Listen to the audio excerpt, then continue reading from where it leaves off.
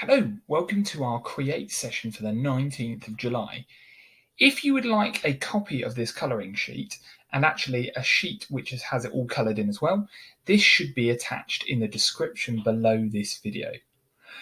Now, the parable of the weeds from Matthew 13 verse 24 is a question posed by Jesus about how a farmer was to tell the difference between weeds and wheat that had been planted in the same field.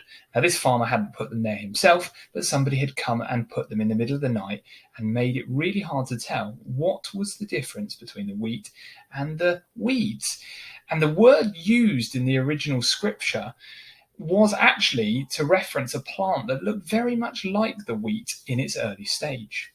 Now, your challenge is really easy. All I need you to do is colour the numbers with the right colours at the top.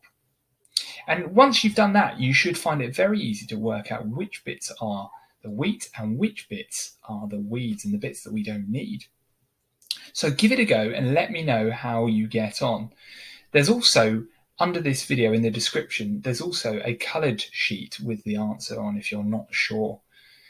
But the whole point of this parable is that Jesus told it so that we don't have to do the judging. We don't have to work out which bits are the wheat and which bits are the weed. Because actually, sometimes when we look at it, some people who look like they're doing a good job and look like they're godly, a bit like the Pharisees were in Jesus' time, actually, Jesus said they weren't going to go to heaven because they were actually just putting on a show.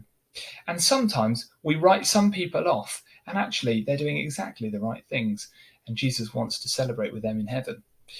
So that's the whole point of the parable. We don't have to do it. That will be done at the end of time, and actually we don't have to fret about it whatsoever. Anyway, I hope you enjoy this Create session, and see you again next week.